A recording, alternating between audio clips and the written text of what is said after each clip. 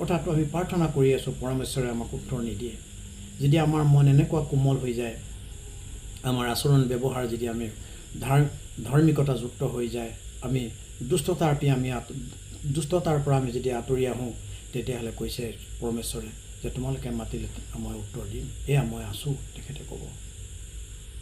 যদি তুমি নিজৰ মাজৰ পৰা জুলীয়া আঙুলি জোকাৰা আৰু অধৰ্ম বাক্য দূৰ কৰা, আৰু যদি তোমাৰ তৃপ্তিজনক আহাৰ ক্ষুধিত লোকক দিয়া আৰু দূষিত প্ৰাণীক তুষ্ট কৰা, তেন্তে অন্ধকাৰৰ মাজত তোমাৰ দীপ্তি উদয় হ'ব আৰু তোমাৰ অন্ধকাৰ দুপৰ বেলাৰ নিচিনা হ'ব।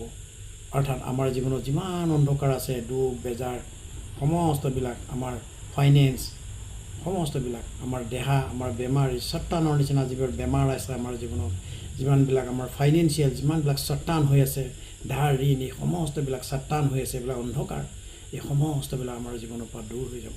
এইবিলাক আমাৰ জীৱনত পোহৰ আহিব, দুপৰবেলা পোহৰৰ নিচিনা আহিব, প্ৰভুৰ ঈশ্বৰৰ পোহৰ আহিব আমাৰ জীৱনলৈ, এইটো কৈছে। আৰু যীশুৱা সদায় তোমাৰ পথ প্ৰদৰ্শক হ'ব। আৰু পৰমেশ্বৰে আমাক পথ প্ৰদৰ্শক হ'ব, নিজে আহিব, তেখেতে আমাৰ লগত পথ প্ৰদৰ্শক হ'ব। তেখেতৰ শক্তি ওপৰৰ পৰা তেখেতৰ শক্তি নামি আহিব আৰু আমাৰ পথ প্ৰদৰ্শক হ'ব, আমাৰ লগত যাব। এই তোমালোক এইফালে যোৱা, তোমালোক এইফালে যোৱা, আমাক ৰাস্তা দেখুৱাব। আৰু শুকান ঠাইবোৰত তোমাৰ প্ৰাণ তৃপ্ত কৰিব।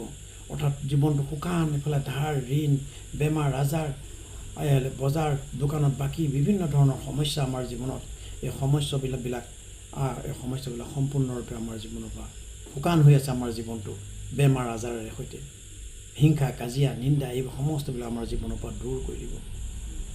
আৰু তোমাৰ অস্থিবোৰ সবল হ'ব। আমাৰ হাৰ্ডিবিলাক দুৰ্বল হৈ যায় বেমাৰে, গতিকে কৈছে আমাৰ হাৰ্ডিবিলাক আকৌ মজবুত হ'ব, আকৌ সবল হ'ব বুলি কৈছে।